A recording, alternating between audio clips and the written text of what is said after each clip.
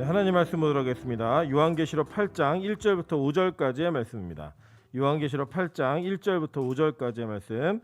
저와 여러분이 한 절씩 교독하고 마지막 절은 합독하도록 하겠습니다. 요한계시록 8장 1절부터 5절까지의 말씀입니다. 신약성경 406페이지에 있습니다. 교독하도록 하겠습니다. 일곱째 인을 떼실 때 하늘이 반 시간쯤 고요하더니 내가 봄에 하나님 앞에 일곱 천사가 서 있어 일곱 나팔을 받았더라. 또 다른 천사가 와서 제단 곁에 서서 금 향로를 가지고 많은 향을 받았으니 이는 모든 성도의 기도와 합하여 보좌 앞 금 제단에 드리고자 함이라. 향연이 성도의 기도와 함께 천사의 손으로부터 하나님 앞으로 올라가는지라. 합독합니다. 천사가 향로를 가지고 제단에 불을 담아다가 땅에 쏟음에 우레와 음성과 번개와 지진이 나더라. 아멘. 네, 우리 주변에 있는 분들에게 또 화면을 보고 이렇게 한번 인사하도록 하겠습니다. 빨리 끝나서 얼굴 봤으면 좋겠습니다. 네, 우리가 얼굴을 보는 그 기쁨이 얼마나 큰지를 다시 한번 또 경험하게 됩니다. 우리 모두가 각자의 처소에서 예배하는 것 가운데 하나님의 영광과 은혜를 체험하고 또 그 은혜 가운데 또 서로 이게 교제들이 나누어져야 이게 교회의 진짜 모습이 나타나는데 요새 그게 참 어려워서 마음이 좀 어렵습니다. 그러나 이 일이 속히 좀 마무리가 되어서 하나님 앞에서 예배하는 자들이 함께 모여 같이 교제하는 시간이 속히 왔으면 좋겠습니다. 네, 오늘은 요한계시록 8장 1절부터 5절까지의 말씀을 가지고 하늘의 팡파르, 네, 팡파르라는 제목으로 하나님 말씀 증거하도록 하겠습니다. 이 팡파르가 뭔지 모르시는 분들도 계실 것 같고 익숙하지 않으실 것 같은데요. 굉장히 익숙한 단어입니다. 뭐냐면 여러분 빵빠레 아시죠? 빵빠레. 예, 빵빠레가 이 팡파르라고 하는 그 프랑스어의 한국식 발음입니다. 그래서 그냥 이거 이어서 연계하시면 돼요. 오늘 내용을 이렇게 읽어보시면 설교 듣다 보시면 이게 무슨 내용인지 아실 수 있기 때문에 제목에 대한 설명은 이 설교 함께 마무리하도록 하고요. 이 내용들을 조금 더 나눠보면서 계속되어지는 요한계시록의 메시지가 우리에게 어떤 의미가 있는가를 살펴보는 시간 갖도록 하겠습니다. 먼저는 이 요한계시록은요 구조를 이해하는 게 굉장히 중요합니다. 왜냐하면 사실은 지금도 이 요한계시록을 가지고 많은 사람들이 다투거나 이 의견의 충돌이 있는 것 중에 하나가 뭐냐면 적어도 건강한 그 성경 해석을 가지고 있는 분들은 성경의 문자적인 해석을 문자적으로 그대로 믿으면서 해석하는 것에 좀 집중을 합니다. 그런데 이 요한계시록을 크게 양분되어져서 해석하고 있는데 한쪽은 이게 시간 순서대로 일어나는 일들을 쭉 기록해 놓은 사건이다. 그래서 앞으로 이런 일들이 벌어지게 될 것이다 라고 하는 어떤 앞으로의 미래의 일들에 대한 비서처럼 써놓는 그런 내용들을 성경을 이해하고 또 요한계시록에 그런 비밀이 담겨져 있다라고 얘기하는 분들이 계세요. 이런 분들이 여러분이 이제 흔히 익숙히 여기시는 뭐 666, 뭐 베리칩, 그리고 뭐 프리메이슨 뭐 이런 것들을 좀 얘기하시면서 앞으로 이제 이런 일들이 있을 거다라고 얘기하는 그런 분들이 해석하는 방법입니다. 근데 반면에 이제 그런 해석이 아니라 이 요한계시록은 초대교회 때부터 지금까지 하나님께서 구속사적, 그러니까 즉 구원의 메시지와 종말의 메시지를 반복적으로 계속적으로 우리에게 상징을 통하여 말씀하고 있는 것이다라고 해석하는 사람들이 있습니다. 뭐 아시겠지만 우리 빛과 소금 교회는 두 번째 해석을 기준으로 이 요한계시록을 쭉 보고 있는데 그렇게 볼 수 있는 이유가 어디 있는가 이런 내용들을 좀 살펴보다 보면은 이런 거예요. 예를 들면 오늘 우리가 이 보는 내용 가운데 여러분이 기억하시겠지만 6장부터 걸쳐서 7장 거쳐서 8장까지 뭐가 나왔냐면 일곱 인을 떼는 모습이 나왔어요. 그죠? 일곱 인을 떼는 모습이 나왔고 오늘 8장 1절에 보시면 드디어 일곱째 인을 여기서 떼는 거예요. 그러니까 이 전까지 7장까지는 첫째부터 여섯째 인까지만 뗀 거예요. 일곱째 인을 뗀 다음에 바로 그 뒤에 이어지는 게 뭐냐? 천사가 일곱 나팔을 가지고 있어요. 그죠? 그리고 여러분 이제 다음 주에 우리가 배우겠지만 6절에 보시면 일곱 나팔을 가진 일곱 천사가 나팔 불기를 준비하더라라고 얘기해요. 그죠? 그러면서 일곱 나팔이 진행되어집니다. 그런데 이렇게 진행되어지는 구조가 너무나 동일하게 어떤 한 가지 동일한 사건을 반복적으로 얘기하고 있다라고 말해도 과언이 아닐 만큼 이렇게 그 동일한 구조를 가지고 동일한 관점으로 보고 있다라는 거예요. 그걸 좀 지금 설명드릴게요. 제가 간지에 표를 하나 드렸는데 1장 1절부터 8절까지는 이 요한계시록의 서론입니다. 서론. 이거 그냥 전체창으로 띄워주세요. 전체창으로. 서론이에요. 그리고 1장 9절부터 3장까지는 우리가 배운 것처럼 7교회, 그러니까 이 땅의 대표가 되어지는 7교회를 향한 메시지가 쭉 진행되어지고 있고, 그 7교회, 이 땅의 7교회와 대비적으로 이 4장 5장에는 천상의 교회가 어떻게 매칭이 되어 있는가, 그래서 앞으로 이 7교회가 어떻게 예배하게 될 것이고 어떻게 변해갈 것인가를 보여준다고 얘기했습니다. 그 다음에 6장에 가면은 첫째부터 여섯째 인을 떼는 모습이 나와요. 그 다음에 갑자기 뜬금없이 7장에 쑥 들어와가지고 이 6장 6번째 인의 마지막의 내용이 뭐냐면 하나님 앞에 설 자가 누구냐, 이렇게 심각한 심판과 심각한 저주가 있는데 도대체 누가 하나님 앞에 설 것인가에 대한 질문을 던져요. 그 질문에 답을 하면서 7장에 나오는 게 뭐냐면 14만 4천 명이 나오는 거예요. 하나님의 선택한 교회만이 여기에서 설 수 있다라고 얘기하는 그 완성되어진 교회를 얘기한 다음에 이 8장에 가야지 7째 인을 떼는 거예요. 7째 인을 떼는데 그 7째를 떼니까 뭐 별일이 일어나, 아무 일도 안 일어나요. 그죠? 그리고 난 다음에 바로 첫째 나팔로 연결되는 겁니다. 8장 9장이 그 9장도 똑같아요. 6번째 나팔까지만 얘기해요. 그런 다음에 이 6번째 나팔도 역시 심각한 재앙과 이 땅의 종말을 얘기하는 내용들로 가득 차 있고, 10장에 뭐가 쑥 들어오냐면 말씀을 먹은 자들, 입에는 달았지만 배에는 쓴, 그게 무슨 의미냐면 하나님의 말씀을 입에는 달게 먹었는데 그 먹은 말씀을 지키며 살아가는 게 너무 힘들다는 거예요. 이 시대가 힘들었으니까. 그 힘든 사람들이 누구인가, 11장에 가면 두 증인이 있고 그 두 증인이 결국은 죽임을 당하게 됩니다. 그 당하게 된 다음에 나타나는 일이 뭐냐, 7째 나팔이 부러져요. 그러니까 이런 식으로 계속 연결되어져서 이 재앙에 대한 이야기를 같은 패턴으로 얘기하고 있다는 거예요. 그러니까 뭐냐면 첫째부터 6째 인까지는 어떠한 재앙이 일어나게 될 것인가를 매칭해가지고 계속 보여주고 있고, 그 중간에 이 재앙 가운데 살아남는 사람이 누구인가를 보여주는 완성된 교회, 말씀을 먹은 자들, 두 증인, 이런 얘기들이 들어오는 거예요. 그리고 난 다음에 완성되어진 교회의 모습을 통하여서 마지막 7째 나팔, 즉 하나님의 영원한 심판, 안식이 동시에 주어지는 일들이 벌어진다라고 하는 것들을 동일한 메시지로 전달하고 있다는 겁니다. 그러니까 여러분 이것을 머릿속에 한 번만 기억하시고 계속되어지는 앞으로 이제 이 대접 재앙이 있잖아요. 그 대접 재앙도 똑같아요. 이 구조가. 이렇게 이해하시면 요한이 받은 계시를 통하여서 우리에게 하나님의 메시지를 전달했는데 동일한 내용을 강조하고 동일한 내용이 반복된다라고 하는 것들을 알려주기 위해 이 내용을 같은 형식으로 기록했구나라고 이해하시면 정확한 해석이 나올 수 있다는 거예요. 자, 그런 관점을 가지고 오늘 8장 1절부터 좀 보도록 하겠습니다. 자, 8장 1절에 보니까 이렇게 얘기해요. 7째 인을 드디어 뗐는데 이 떼고 나니까 하늘이 반 시간쯤 고요했다라고 얘기해요. 자, 이 고요했다라고 하는 이 내용을 기준으로 우리가 성경에 고요함이라는 단어가 어떻게 쓰였는지 보도록 하겠습니다. 먼저 시편 76편 6절부터 8절입니다.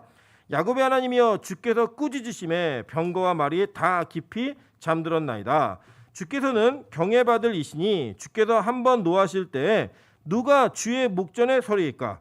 주께서 하늘에서 판결을 선포하심에 땅이 두려워 잠잠하였더니 라고 얘기해요. 잠잠하였나니 라고 얘기하죠. 그죠? 그러니까 이게 똑같죠. 그죠? 지금 6번째 인까지 심판을 하고 그 심판과 재앙 가운데 누가 도대체 하나님 앞에 설 것인가 라고 물었을 때 어떤 일이 벌어졌어요?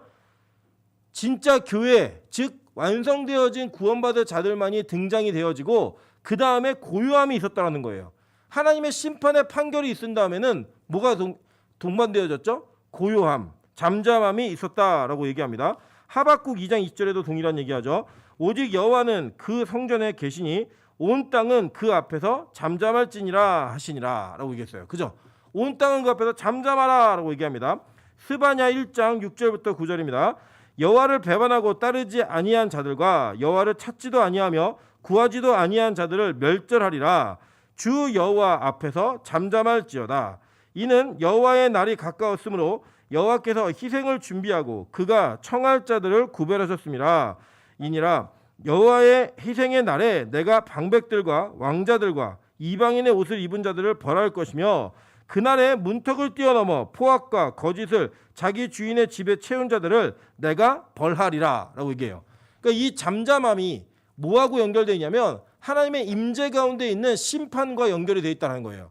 그러니까 이 심판이 이루어질 때 하늘의 고요함이 있었다라고 얘기하면서 그 폭풍 전야라고 우리가 보통 얘기하죠. 그 심판을 통한 하나님의 그 영광과 은혜가 얼마나 큰지 이 세상이 다 두려워 떠는 거예요.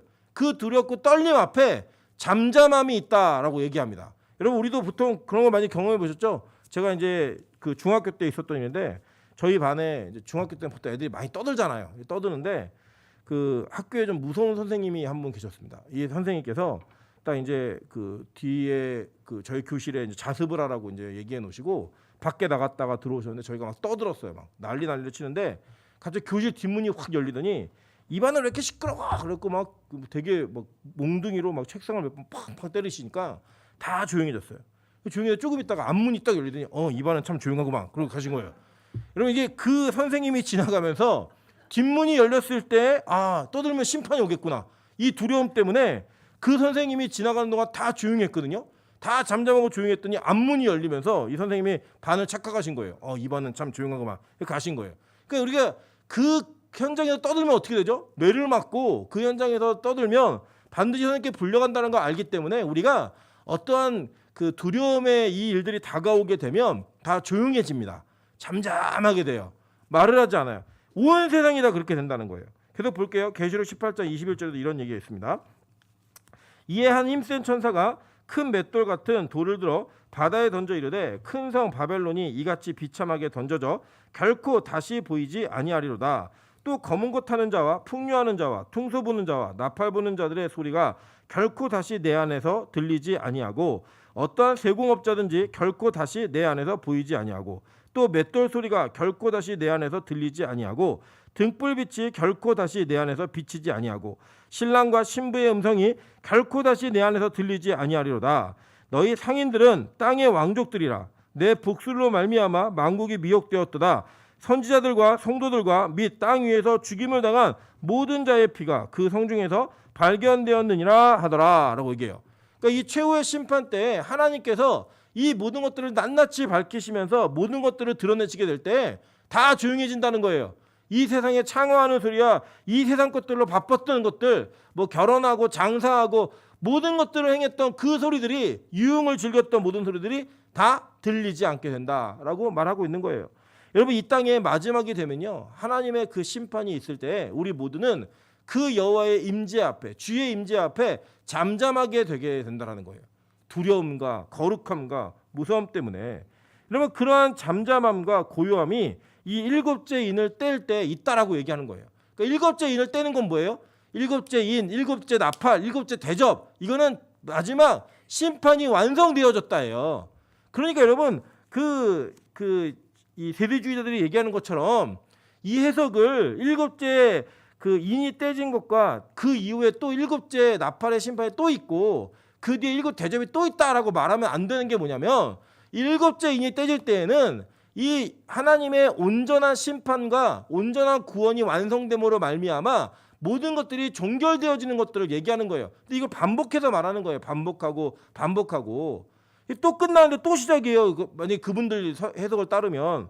그래서 우리는 그런 해석을 따르지 않고 이것을 하나의 구속사적 역사, 그러니까 즉 인류의 모든 통치부터, 그러니까 창조부터 시작해서 하나님의 온전한 통치가 이루어질 때까지의 모든 종말론적인 역사, 그 구속사를 하나님이 반복해서 계시함으로 말미암아 앞으로 너희들에게 어떤 일이 있을지, 그러나 그 뒤에 반드시 하나님의 선택받은 자들이 구원을 얻는 은혜가 있다라는 것들을 얘기하고 강조하면서 그 시대에 두렵고 떨고 무서워했고 손해보며 자기의 생명을 위협받던 자들에게 위로와 힘을 주는 그런 말씀이었다라는 거예요.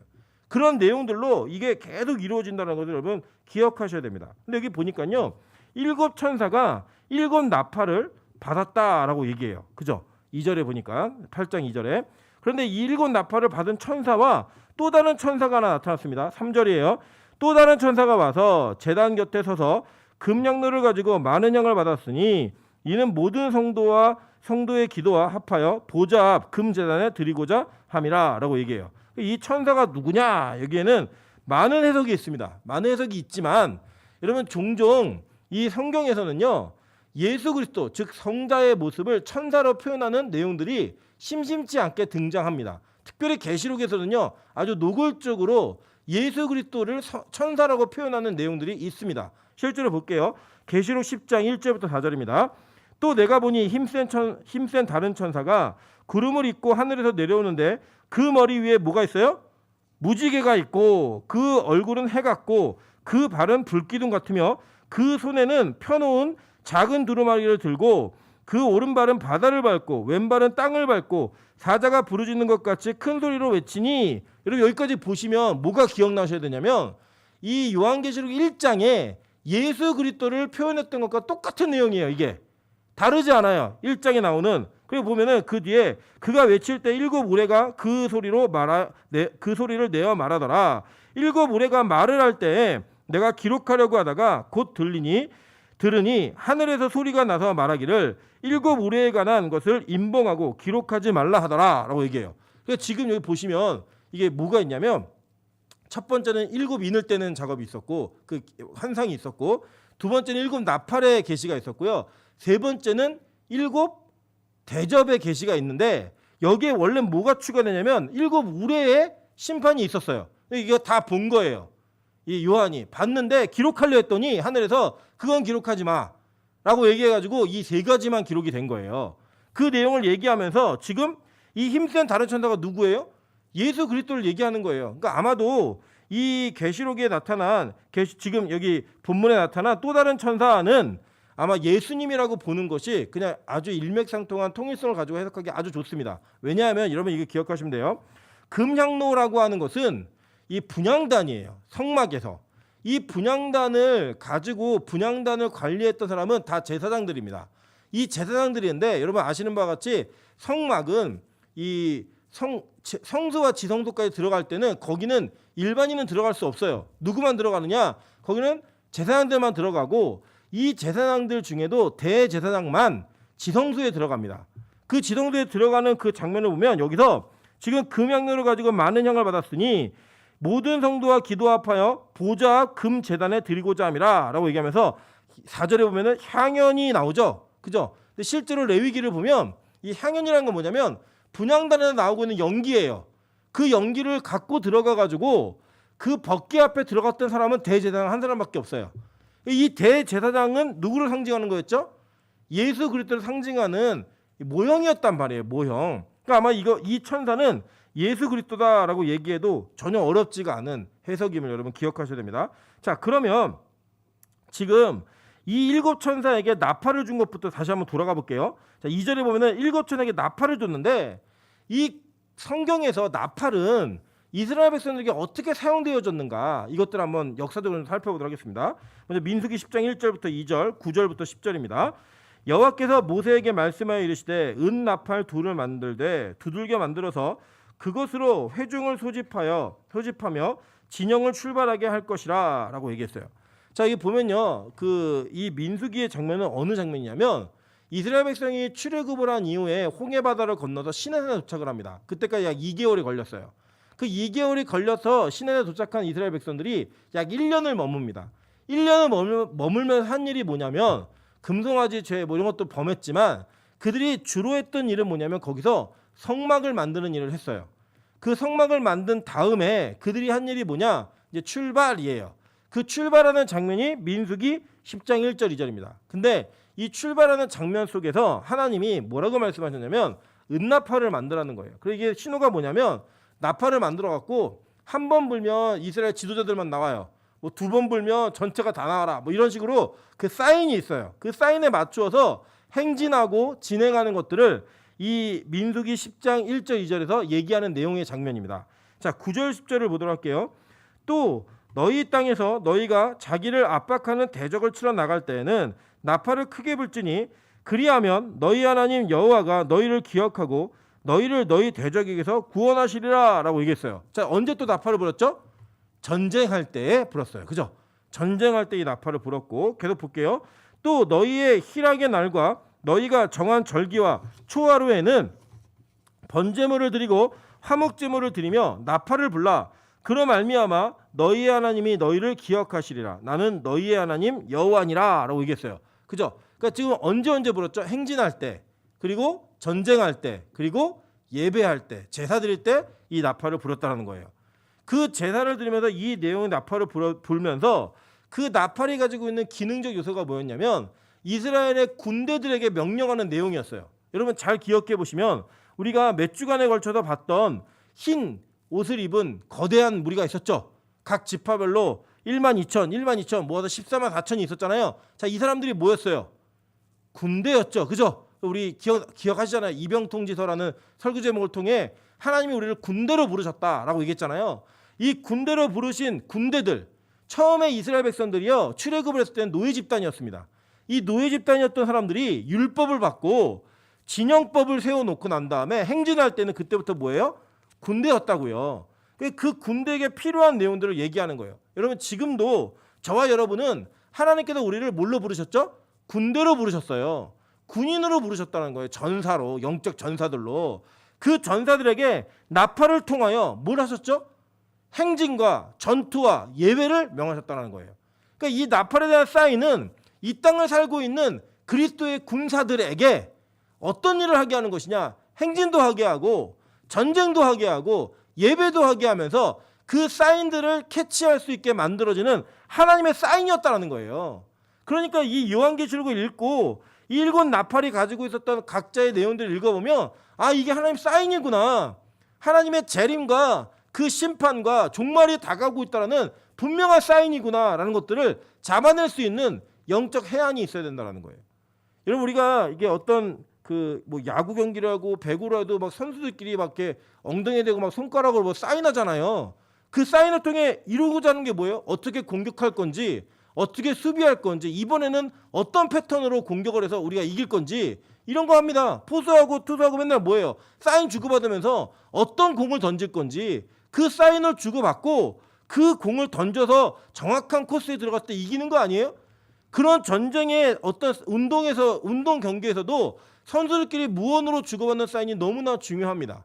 그것과 동일하게 우리는 하나님과 함께 온전한 관계 속에서 하나님이 우리에게 말씀하시는 뜻이 무엇이고 그 영향력이 무엇이고 하나님의 뜻이 무엇인지를 알 수 있는 영적 안테나가 항상 세워져 있어야 된다는 거예요. 그게 뭐랑 연결되는 거예요? 금향로 성도들의 기도. 이거 다 연결돼 있는 거예요 지금. 그래서 저와 여러분 하나님께서 군사로 부르시고 그 군사로 부르신 이들에게 나팔 소리로 하여금 저와 여러분이 무엇을 하면 살아야 될지, 이 땅에서 어떤 존재로 살아야 될지를 정확히 알려주고 있다는 거예요. 그러면서 이 나팔 재앙들을 이해하시면 되는 겁니다. 어렵지 않죠, 그죠? 네. 그래서 이 뒤에 보시면 제가 그림을 실어드렸는데 이 그림 보시면 사진 한 장 첫 번째 거 보여주시겠어요? 첫 번째 사진. 네. 자, 이 사진은 로마 시대 때 나팔이에요, 이게. 이 로마 시대 나팔은 트럼펫처럼 이렇게 앞으로 부는 나팔이 아니라 이렇게 사람 등 뒤로 가가지고 이렇게 부는 나팔이었습니다. 굉장히 소리가 얇고 멀리 가는 나팔이었다고 얘기합니다. 전쟁 때 쓰던 나팔이었어요. 또 다음 사진 보여주실래요? 자, 이건 뭐냐면요, 양각 나팔이에요. 이 양각 나팔은 이스라엘 유대인들이 공통적으로 그 나팔을 때 양의 뿔을 꺾어가지고 부는 나팔이에요. 제가 이거 불어봤거든요. 첫째는 너무 불기 힘들어요. 호흡이 정말 크고 이렇게 긴 사람들만 불 수 있는 나팔이고요. 두 번째로는 정말 못 불겠는 게 냄새가 너무 나요. 예, 양의 냄새가 그대로 난다고 생각하시면 됩니다. 그리고 이 나팔을 불면 소리가 되게 저음인데 멀리 가는 무 이런 소리가 나요. 예, 이런 소리가 나는 그런 나팔입니다. 이 나팔을 통하여서 이스라엘은 군대에게 그 공동체에게 어떻게 해야 될지를 명했다는 거예요. 하나님의 나올 때가 언제인지, 누구만 나와야 되는지, 전체가 다 나와야 되는지, 전쟁을 해야 되는지, 예배를 해야 되는지, 이 모든 일들을 선언하고 선포하는 일에 하나님의 나팔 소리가 사용되어졌다는 거예요. 그것처럼 마지막 시대에도, 지금 저와 여러분의 시대에도 하나님의 나팔 소리는 계속 우리를 향해 외쳐지고 불려지고 있다는 겁니다. 그것을 이해하고 그 사인을 들은 자들만이 이 땅에서 군대로 살아갈 수 있는 거예요. 우왕좌왕하는 군대는요 반드시 패배하게 되어 있습니다. 하나님의 사인과 지휘 간의 그 전투의 명령을 하달받지 못하는 부대는 반드시 멸망하게 되어 있습니다. 그렇기 때문에 저 여러분이 이 땅을 살면서 그 하나님의 나팔 소리를 온전히 듣고 그 나팔 소리에 반응할 수 있는 영적인 그 민감성과 훈련이 되어져야 된다는 거예요. 그게 뭐예요? 오늘 말씀 듣는 거예요. 성경 읽는 거예요. 찬양을 통해 그 하나님의 뜻들을 깨닫는 거예요. 그런데 우리의 귀가, 우리의 집중이 어디에 되어 있습니까?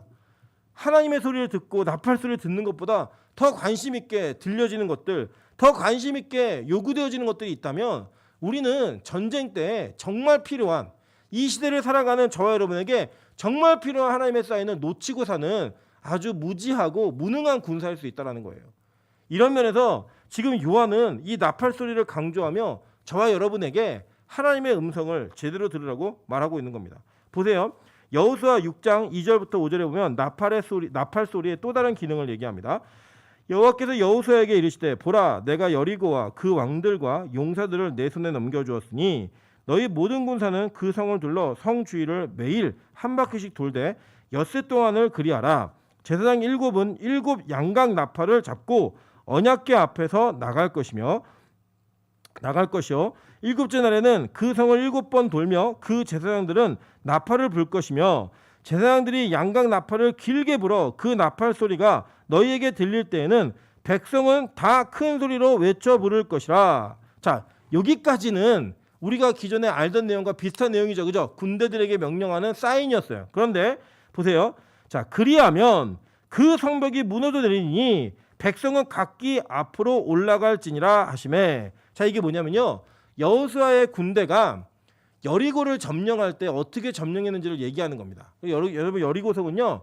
7바퀴를 돌아서 무너뜨린 게 아니에요. 6일 동안 하루에 한 바퀴씩 6바퀴를 돌고 마지막 날 7바퀴를 돌았어요. 총 몇 바퀴 돌아요? 13바퀴를 돌았다고요. 13바퀴를 돈 다음에 마지막에 한 일이 뭐였냐면 양각 나팔, 제사장들의 양각 나팔 소리에 맞추어서 모든 이들이 함성을 질렀어요. 소리를 막 질렀더니 어떤 일이 벌어졌느냐? 그 성벽이 무너졌다라는 거예요. 이 성벽이 무너지는 것은 무엇을 의미하냐면 잘 보세요. 자, 동일한 소리가 났는데 이 이스라엘 군대들에게 이 나팔 소리와 함께 지른 함성은 무슨 내용이었어요? 승리의 함성이었고 승리의 나팔 소리였다고요. 반대로 여리고성 안에 있었던 아모리인들, 죄악이 가득 차서 심판에 직면했던 그 아모리인들에게는 이 나팔 소리가 어떤 소리였어요? 심판의 시작이고 심판이 드디어 이들에게 임한 거예요.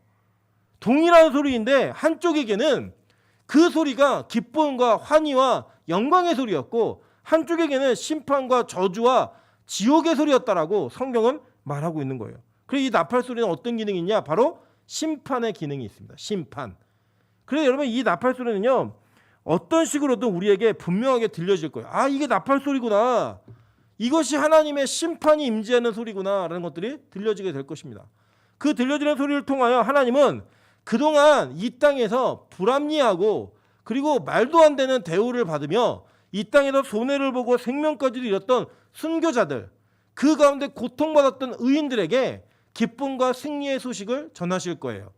동시에 그 소리와 함께 이 땅에서 하나님을 모른다 하고 예수 믿는 자들을 핍박했고 주님을 부인하고 배반했던 모든 이들에게는 심판의 소리가 될 것입니다. 여러분 이 얘기가 그대로 열왕기상에도 있잖아요. 열왕기상에 보면은 이 다윗이 늙었을 때 아도니아가 자기가 있었던 힘을 가지고 옛날에 힘이 있었지만 다윗에게 소외되었던 이런 사람들을 모아가지고 왕이 즉위식을 합니다. 그 즉위식을 하려고 할 때 그 내용을 밧세바가 듣고 밧세바가 나단과 함께 이 다윗에게 나가서 얘기한 게 뭐였죠? 네가 약속한 거 지켜. 이거였어요. 그게 뭐예요? 솔로몬을 왕으로 삼겠다는 거였어요. 그래서 그들이 그렇게 모여 있을 때 예루살렘 성중에서 나팔 소리가 나면서 솔로몬의 즉위식이 이루어집니다. 그때 그 나팔 소리는 어떤 나팔 소리였느냐? 사실은 아도니아가 왕이 되면 다 죽는 거예요. 그 밑은 다 죽는 상황이었는데 그 죽는 상황 가운데 승승장구하고 힘 있는 자들이 모였던 그 모임 속에 그들에게 들려진 나팔 소리는요, 이제 곧 다가올 심판의 소리였어요. 반대로 이제 자신들의 운명이 어떻게 될지 모르는 솔로몬과 그들에게는 이 나팔 소리는 자신들의 상황이 완전히 역전되어지는, 완전히 바뀌어지는 승리의 소식이었다고요. 그런 이야기야, 그런 패턴의 상징의 모습들이 성경의 여러 도처에 진행되고 있는 걸 보게 됩니다. 여러분 우리가 이렇게 그때 이런 모습으로 이 땅을 사는 거예요. 여러분 어떻게 보면요, 이 땅의 왕은 우리가 아니죠, 그죠? 이 땅의 왕이 누구예요? 돈 많은 사람들, 권력을 잡은 자들, 이 땅의 많은 것들을 부유하게 누리며 살아가고 있는 자들이 왕이잖아요. 특별히 우리나라 같은 나라는 어떤 나라예요? 그냥 돈만 있으면 모든 것이 다 해결되고 돈만 있으면 지은 죄가 있어도 용서받을 수 있는 그런 나라 아니에요? 그러더라고요. 뭐 초등학교 애들한테 10억 생기면 감옥 갔다 올 거냐고 다 갔다 온대요.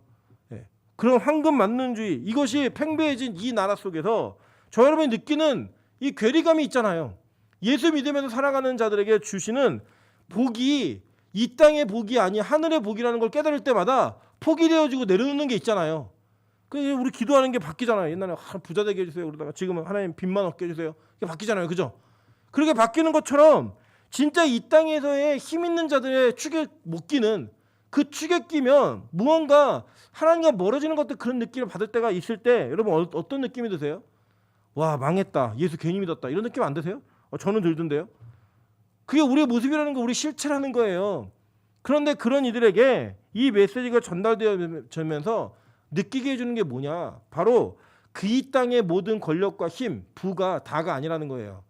하늘의 능력과 하늘의 보화, 하늘에 주시는 그 부가 더 크다라는 것을 얘기해 주는 거예요. 여러분 지금 우리에게도 이 말씀이 위로가 되는데 그 당시에 예수 믿으면 죽었던 사람들, 그 당시에 예수 믿는 것 때문에 사회적으로 소외되어지고 완전히 왕따를 당해서 상인의 길드에 들어가지도 못해 장사도 못하고 돈도 못 벌면서 굶어 죽었던 기름에 튀겨 죽고 불에 태워 죽었고 짐승에 찢겨 죽었던 그들에게는 이게 얼마나 위로가 됐겠어요.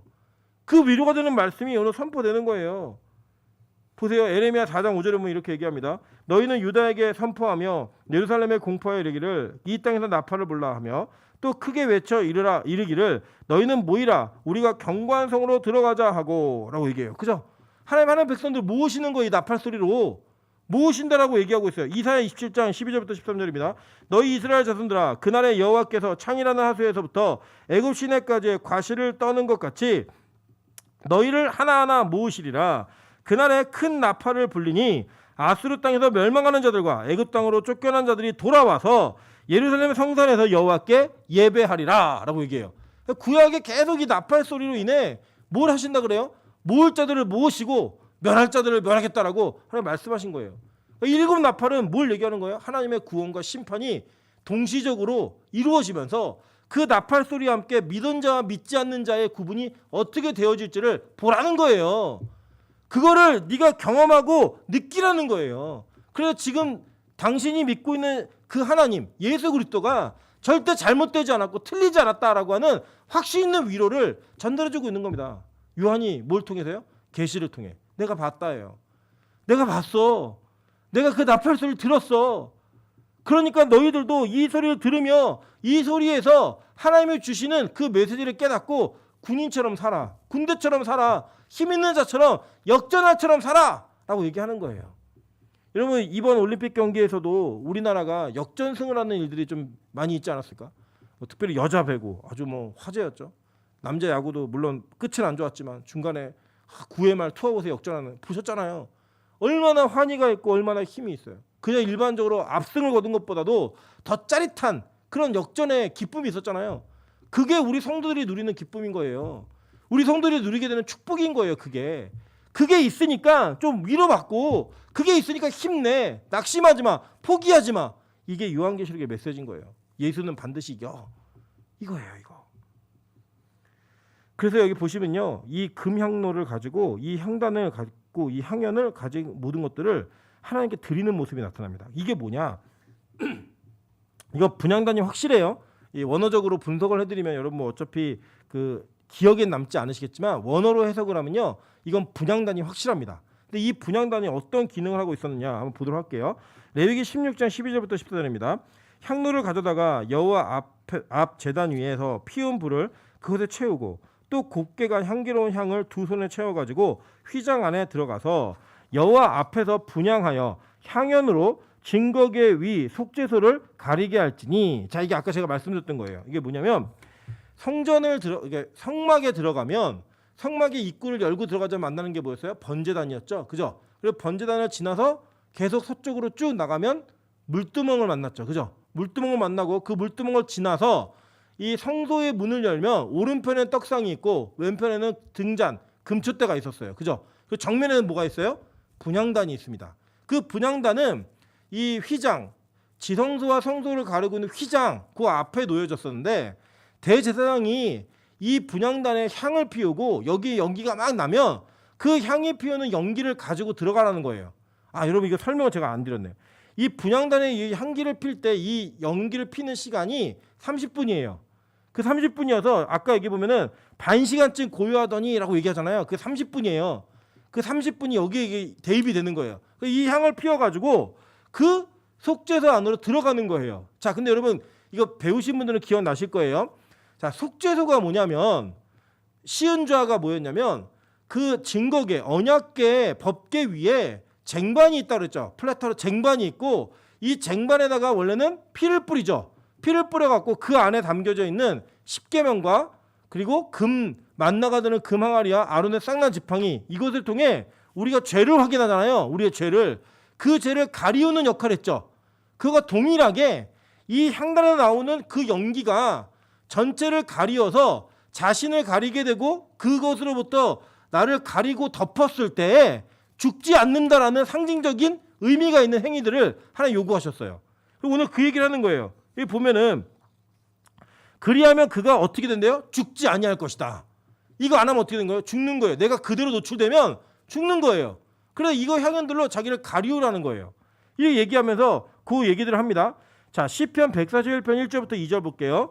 자, 여호와여 내가 주를 불렀사오니 속히 내게 오시옵소서. 내가 주께 부르짖을 때 내 음성에 귀를 기울이소서.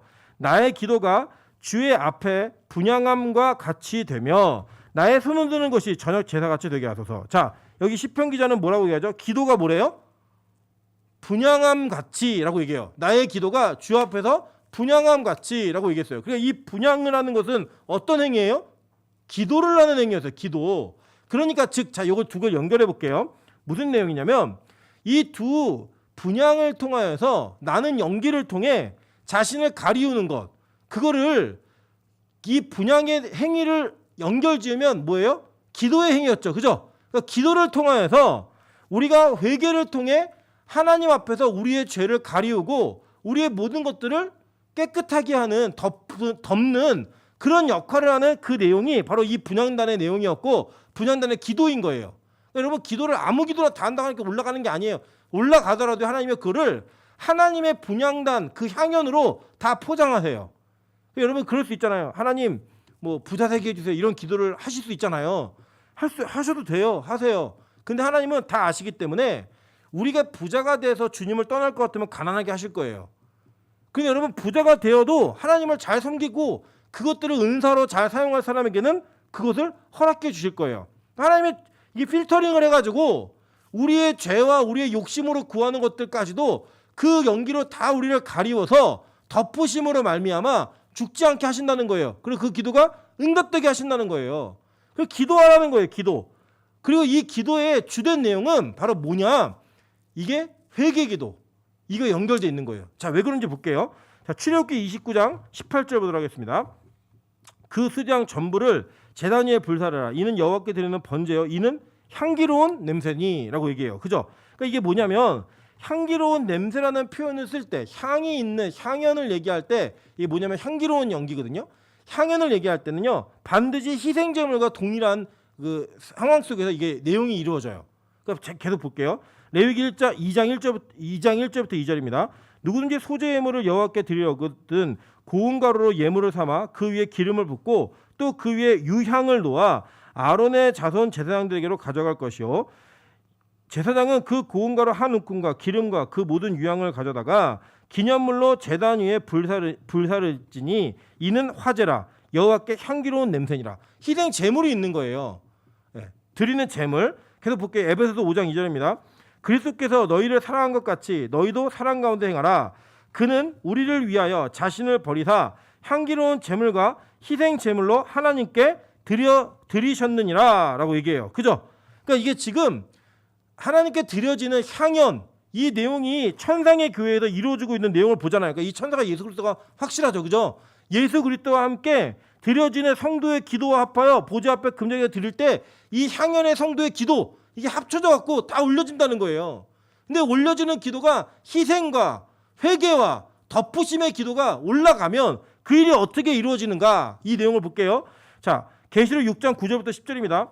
다섯째 인을 떼실 때 내가 보니 하나님의 말씀과 그들이 가진 증거로 말미암아 죽임을 당한 영혼들이 제단 아래에 있어 큰 소리로 불러 이르되 거룩하고 참되신 대주제여 땅에 거하는 자들을 심판하여 우리 피를 갚아주시지 아니하시기를 어느 때까지 하시려 하나이까 하니라고 얘기해요. 그죠?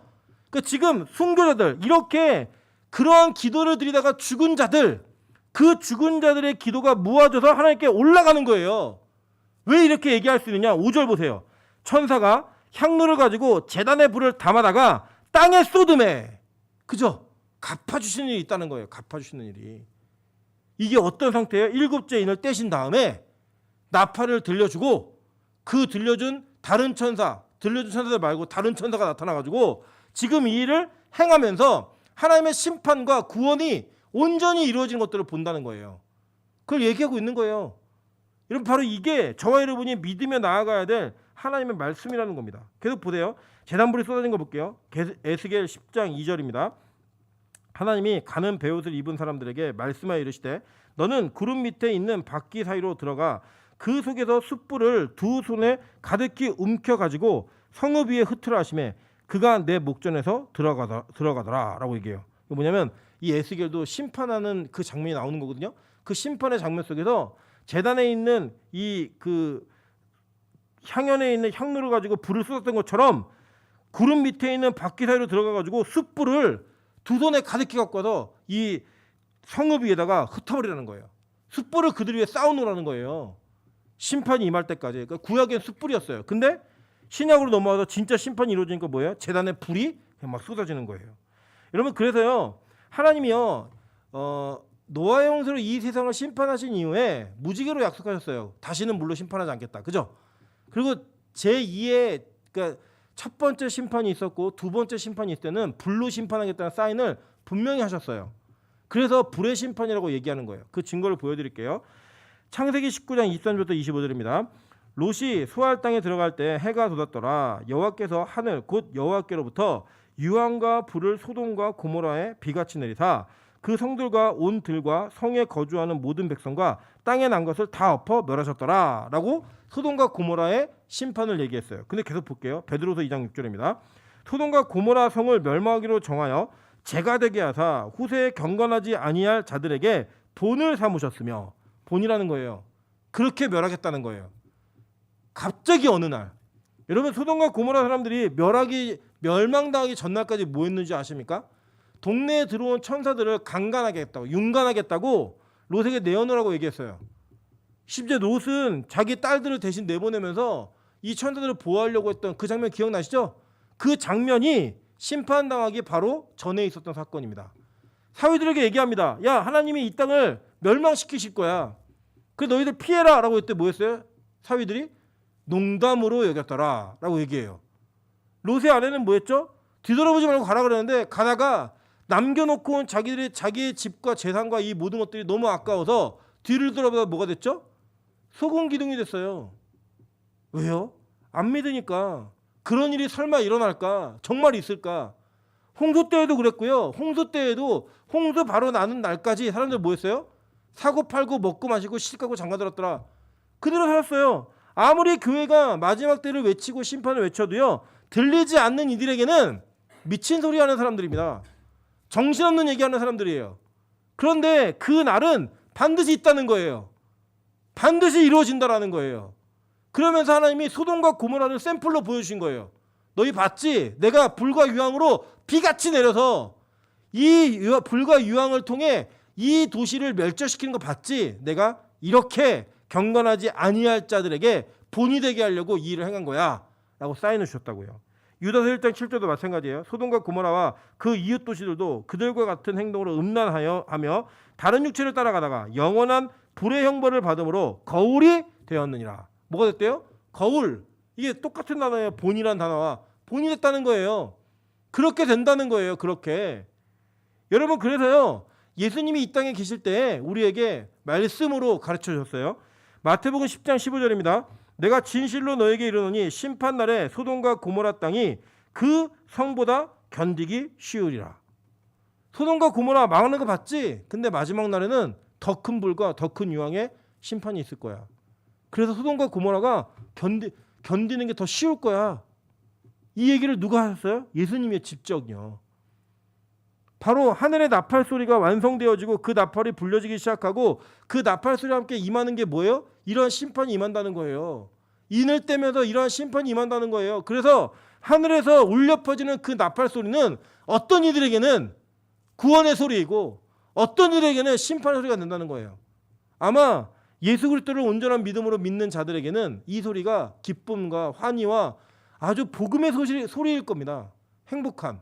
근데 그렇지 않은 자들에게는요, 이 소리는요 심판과 저주와 산보고 제발 나를 가려라, 바위야 나를 눌러라 라고 얘기할 만큼 그 두려움이 되어지는 그 내용이 바로 이 심판이라는 거예요. 그 여러분, 우리가요 나팔 소리 다 듣습니다. 언젠간 다 듣게 될 거예요. 근데 그 소리를 어떻게 듣느냐는 지금 여러분이 결정하시는 거예요.